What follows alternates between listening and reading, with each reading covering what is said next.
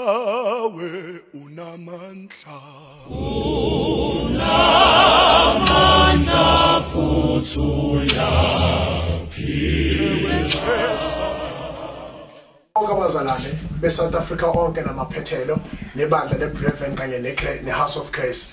Ministries okhuluma ngenhlakanipho Buthelezi ubandla weBreven ngizo-introducer abaholi bethu abathatha izigxathu lokuthi bezoletha iphaseka kubantu sinazi ukuthi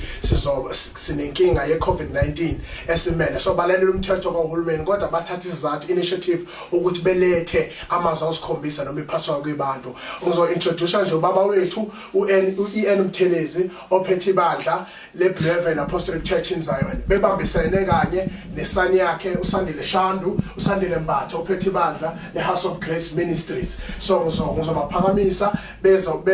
bezondlulisela inkonzo emnandi yephasika sizocela qala ubaba wethu uShandu azosipha azosivulela ngomkhuleko mase sivulela baba wethu share ngazosiqalela ngamazwi ayisikhombisa 7th word asithandaze baba wethu ongcwele nongiyise wenkosi yethu Jesu Kristu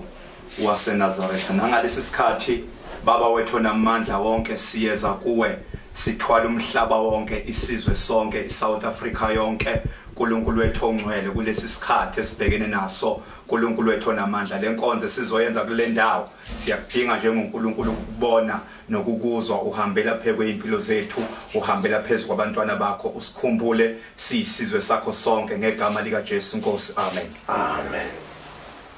over to you God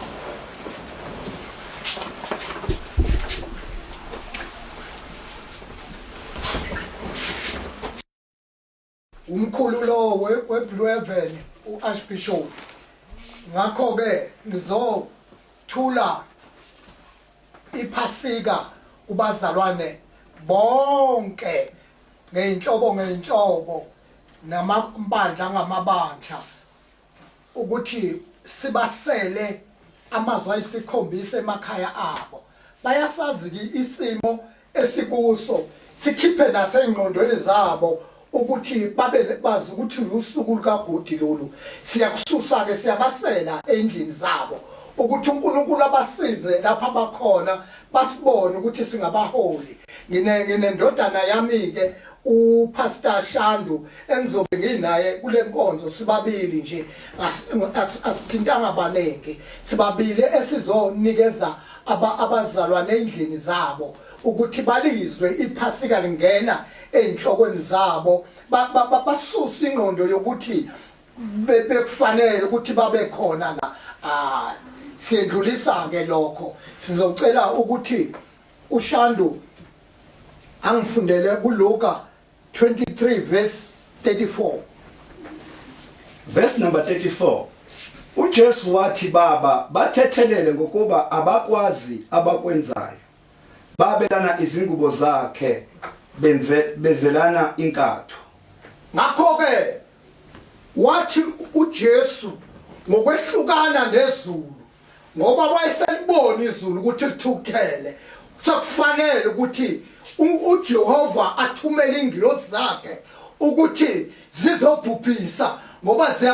uyambona umntana wakhe usebomvu wonke umzimba bamxatha ngeimvuku esinensimbi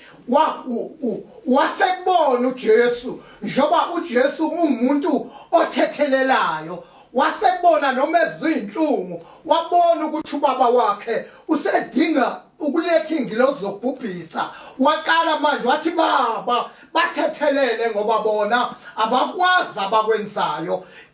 ngakho ke uJesu umuntu othethelelayo owayengenayo inhliziyo embi okuphoqayo umzalwane wami ukuthi nawe kufanele ukuthi nase zithintile izinto ukwazi ukuthethelela ngoba uJesu wethu ongumdali wethu wakwazi ukuthethelela ngakho ke naye wazi walibona izulu wathi baba ilapho uNkulunkulu akakhela kuJesu haleluya ngakho ke ngiyanazisa ukuthi ukukhela kwaJesu wabese sokukhela uNkulunkulu wabese ekhala uJesu wathi baba bathethelele ngoba bona bakwazi abakwenzayo sizocela izwi lesibili 23 verse number 42 and 43. Sase sithi Jesu ngikhumbule nxa usufike embusweni wakho. Wathi kuso ngiqinisile ngithi kuwe namuhla uzakuba nami eparadise. indaba ke enkulu babemthatha befuna ukubukisa ngaye uJesu wethu bemsa phezulu bemhudula phansi bemphakamisa phezulu kanti ababuzanga ukuthi lo muntu abamphakamisayo bamsa phezulu indawo yakhe le egcileni wadibana namadoda amabili asesiphambanweni elenga emthini esesiphambanweni wathi la efika ngoba uJesu wethu kwakungumuntu weqiniso la ekhuphuka eyaphezulu wafika wazala elinye iqiniso waphenduka izelelesi ezaziphezulu zaqabana zodwa ziphezulu bazalwane zathi la efika yena baqabana bodwa wathi omunye akayikhulule phela lo ngoba kuthiwa uyinkosi wathi lona hayi ungakhulumi kanjalo kulomuntu ngoba akenze qala yithe sinamacala yaphenduka yathi hayi Nkosi uzongikhumbule embusweni wakho yathi Nkosi kusukela manje ngizoba nawe eparadise lika baba ngiyacela ke bazalwane ukuthi nani ngenxa yezelelesi ezaqela zathi zavuma isavuma iselelesi esinye saza wasithatha uJesu wathi ngizoba nawe eparadise ngoba sivumile sona ukuthi sinamacala samba nabantu abangakwazi nokuvuma samba nabaholi abangakwazi nokuvuma ukuthi sonile phambi kwakho Thixo ngakho ke uJesu walalela yena ngimthanda uJesu lapha encwadini zikaGenesis uma ekhuluma noAdam noEva uthi ke la esesukile uAdam esukile ensimini uyocasha okwaba mnandi kuJesu ukuthi uAdam wayiveza kuNkulunkulu wayiveza kuJesu wathi Nkosi ngila wathi ke udlile wathatha isikhumba wamembesa wamsusa akamxoshanga ensimini akazange enze lutho wakufanele amdingise ngoba uJesu wayenamandla amakhulu kodwa wamsusa wayombeka endaweni lapho efaneleyo ngoba uzivezile samba nabantu abangakwazi ukuziveza phambi kobuso bukaNkulunkulu uNkulunkulu anibusise ake siye lapha John chapter 19 verse number 26 and 27. yeah Uthe uJesu ebona unina nomfundi amthandayo bemi ngakhona wathi kunina mame bheka indodana yakho wayesethi kumfundi bheka unyoko kusukela kuleso sikhathi umfundi lo wamisa kwakhe. Inkinga ila ukufika kwaJesu wabese kwehlukana indodana nonina ukufika kwakhe uJesu phambi kwabo wabese esehlanganisa indodana ebiyehlukene nonina noyise nonina iwe waqala ke manje uJesu wabahlanganisa wathi mame na indodana yakho ndodana nangu unyoko ngakho ke lezo zinto ziyaphoqa sike sambe kakhulukazi singezwani kodwa ngenxa kaJesu siyahlanganiswa sehlukene yambiza yathi mame na indodana nangu mame ngoba wayehlanganisa izinto ezazehlukene ukufika kwakhe uzobakhombisa inkosi ayinibusisi baba wethu oyingcwele khipha ke baba ufazele yonke imndeni yethu engezange egudini baba lapha emakhaya abo besibanikela umzimba wenkosi yethu Jesu ukuthi abapende igazi noma izifo sinje balipende igazi ngegama nangegazi lika Jesu Kristu waseNazaretha kuze bephakathe amen. Siyakubonga baba sesekhoneni bakho siyakubonga uNkulunkulu Jesus sesikhona kule ndawo siyakubonga ke moya ongcwele thatha kudumo lwakho sisaqhubeka nomsebenzi bonakalisa amandla akho uyinkosi ethu ephilayo ngoJesu Nkosi amen. Asiphinde sithathe leli thuba ababukeli emakhaya bazalwane bonke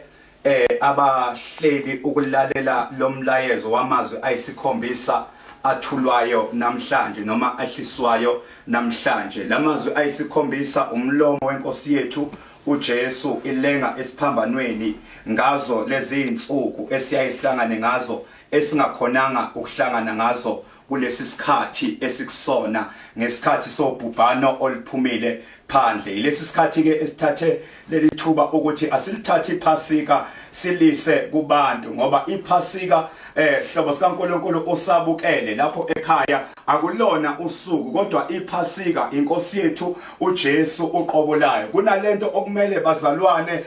sizwe sonke okumele iphume emqondweni yethu lento yokubuswa usuku noma lento yokudrivewa usuku kumele sibalekele enkosini noma kumdali wezinsuku zonke ezikhona. Bazalwane asikhonzi usuku futhi asiphethwe usuku ukuthi usuku lumisiwe akusho ukuthi lo Jesu waseCalvary walenga esiphambanweni indaba yakhe ingandluliswa. And ngifuna ukuphakamisa ukubonga kubaholi besizwe sase South Africa yonkana ukuthi siyambonga uNkulunkulu ngabo ukuthi abasivalanga imlomo yokuba simemezele ngalo Jesu, simemezele ngalo Jesu osindisayo. Siyathola ukuthi kwezinye indawo kuyicala kwakhona ukubiza lenkosi yaseCalvary kodwa siyathandaza South Africa yakithi uNkulunkulu ukuthi ubuholi bakithi abupha amandla nekhambi asinikeze libe khona lokumelana nobhubhane olukhona oluchithekile ngaphandle. Mlaleli usalalele thatha leli thuba lokuhambisana kunye nami sibonge ubaba wethu uArchbishop Buthelezi obekhona la ngaphambili ukwasethulela amazwi okuqala nawesibili nawesithathu ngizongena kusukela kowesine siya kokugcina awesikhombisa. Hlobo sikaNkulunkulu ngenxa yesikhathi hlobo sikaNkulunkulu asithatheke leli thuba sivele singene egameni lika Jesu waseNazaretha. Bazalwane sizobuka ke lama sibheka emabhayibhelini ethu lapha yana kuMatthew chapter 27 uverse number 26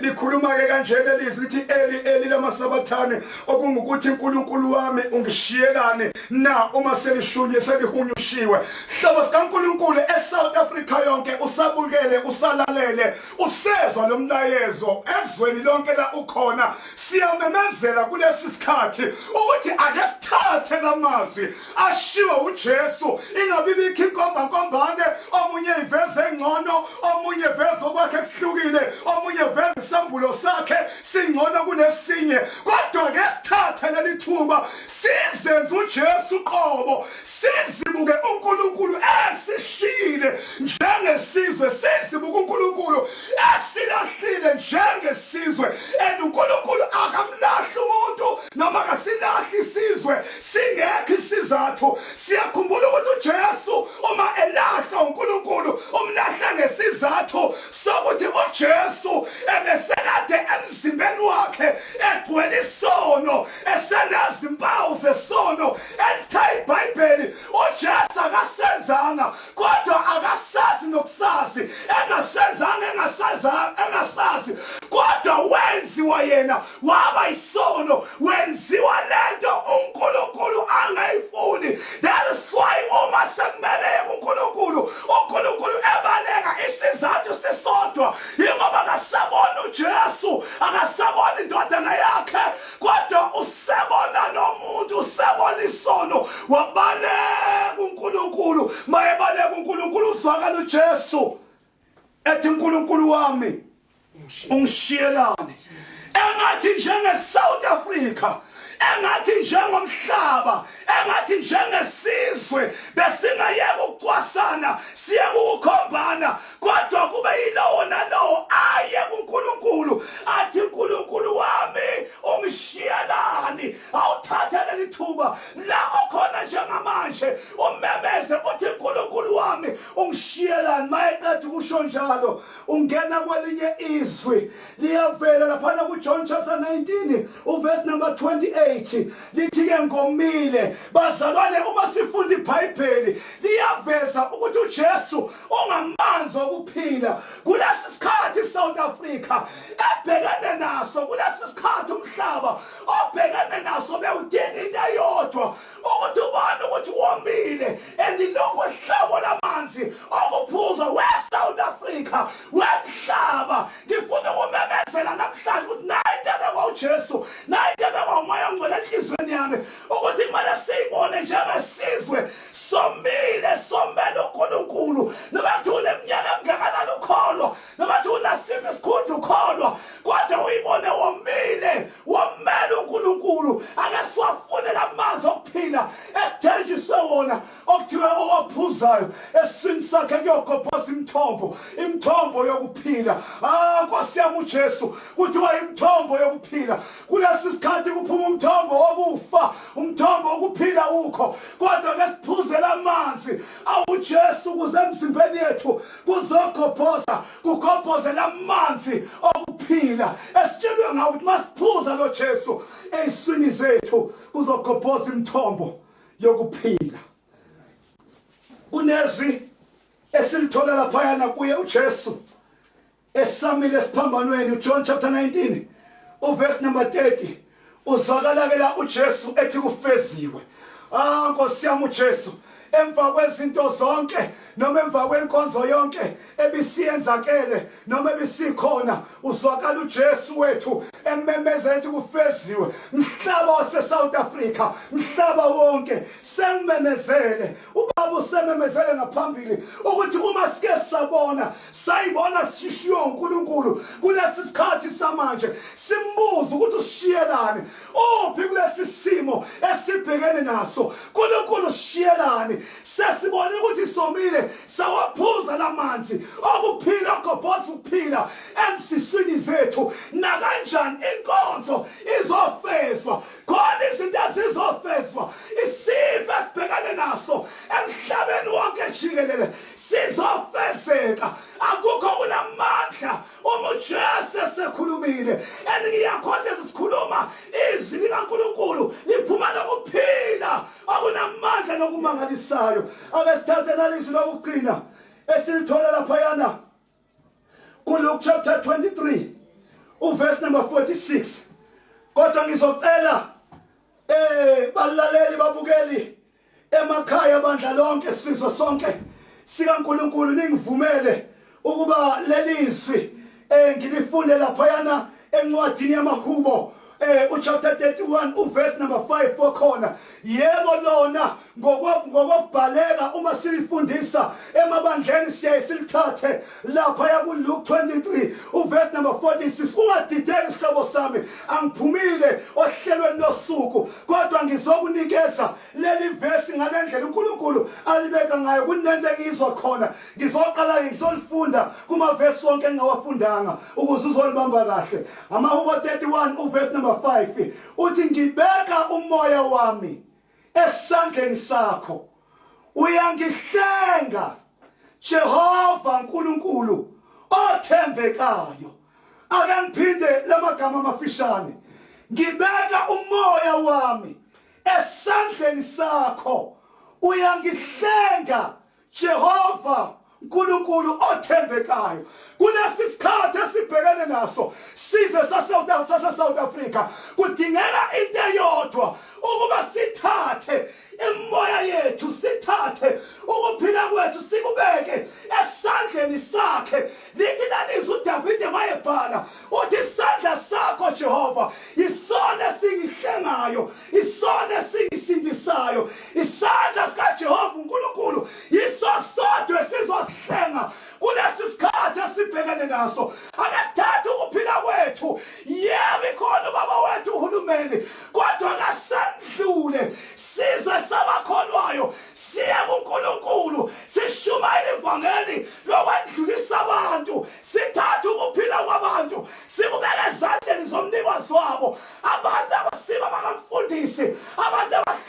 esandleni sakhe abantu abasiba besonto abahlala esandleni sakhe abantu bakaNkulunkulu badinga ukubuyela kuNkulunkulu ngoJesu esinikezwe yena sizwe sase-South Africa siyamdinga lo Jesu la ukhona ke ngunikezela lithuba